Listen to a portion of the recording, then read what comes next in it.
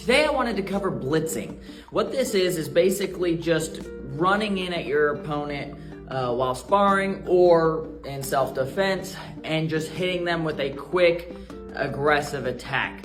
I like to use Ilsu Sigdarian or one-step sparring that's provided via the Bahk training. But a lot of martial arts actually teach one-steps. The problem is that we teach one-steps conceptually so that people have the techniques memorized in order for testing purposes. But this is only part of what we're supposed to do with the one-step sparring. So for instance, in Bahk one-step sparring number 1,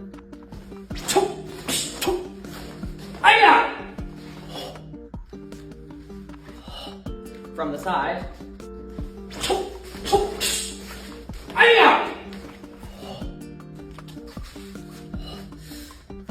is very one-sided, very passive partner. In fact, I'll demonstrate the partner's job right here. And that's it. We stop right there. There's no pressure, there's no utilization of the technique in a real scenario. But that's great training to get people to understand what the technique is for and where to go for openings. The problem comes in where we stop there with the concept.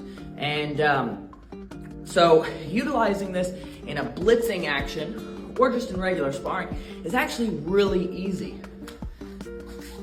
Obviously, we would start in more of a sparring stance. I'm set up to step forward and do that first block, and then I just advance forward with the rest of those techniques. If you train this, you can start moving it forward at a decent speed. And it doesn't have to just be forward. A lot of times people ask, well, what happens if they start coming forward or they throw an attack that comes at me and I'm not ready for it because I'm just focused on blitzing? Well, go backwards. 1, 2, 3, kick, right? You can move forward and backwards. You can move side to side and come back to the line. The main focus is taking it from the concept of you're starting here, step off the line, punch middle, punch high, they're not moving, so you have all the time in the world, turn kick, right? Take it from that concept and turn it into something that's utilizable in sparring or in self-defense. Another thing is, I did this recently at a national tournament, and my partner and I had gone back to sparring position. They hadn't thrown a technique yet.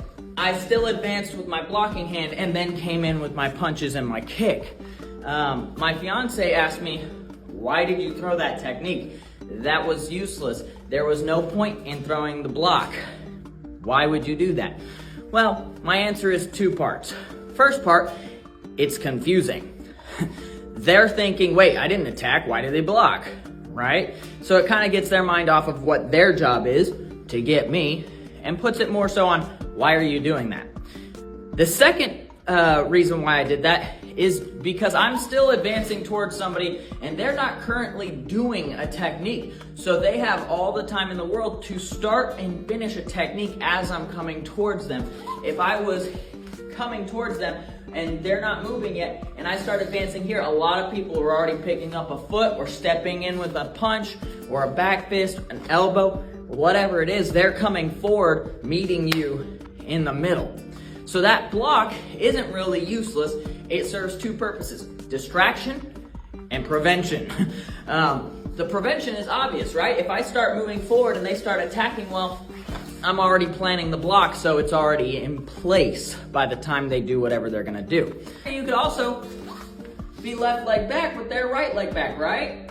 And you do the same start. So you can really do this with whatever setup you want, whether it be right leg back, right leg forward, left leg forward. It does not matter.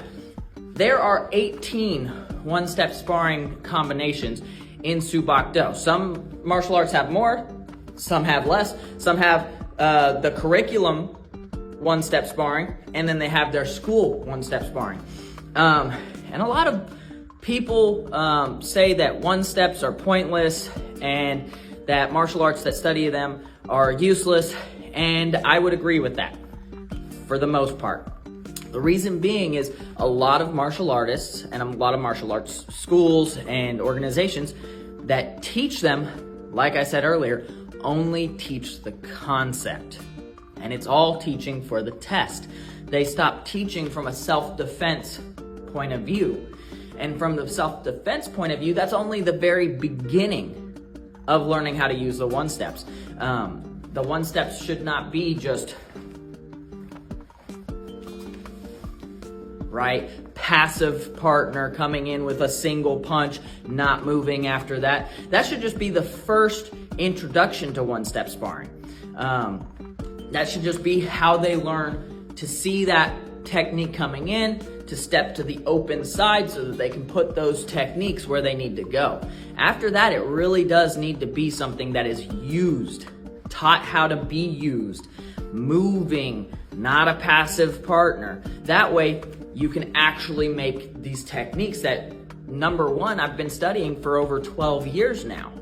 Right? That's a lot of repetition on something. And if I just never used it, except for in the concept, just in the I need this for testing purposes area of my training, then I would be missing out on something that I have thousands of repetitions on and using it in sparring. I can whip that out at the blink of an eye.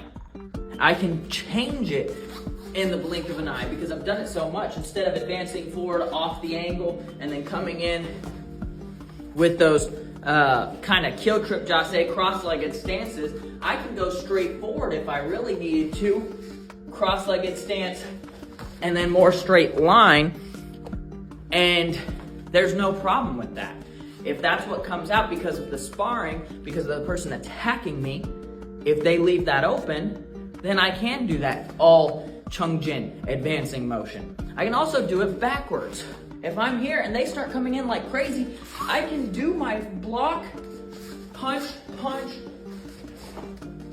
and my turn kick or my side kick if I wanted to do a kick. And that's the other thing is, once you know these, you can change the techniques. I don't have to do the pseudo block, punch, punch, turn kick. I could do a yuck pseudo block, right? Big change, I know. I can do a yuck pseudo block, a hammer fist, a yuck pseudo attack, and then advance forward and do a yuck poto chagi, side kick.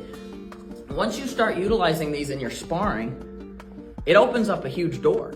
Because again, we have thousands of practices on them. We have repetition, repetition, repetition. It's muscle memory. Muscle memory is quicker than thinking.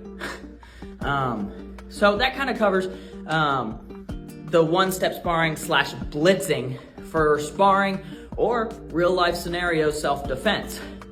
It's been awesome doing this video. Thank you guys in advance for any comments that you put down below. Please follow me on TikTok, YouTube, and Instagram. The username is all the same. It's KSN Underwood, UNDERWOOD. Thank you. You guys have a good day.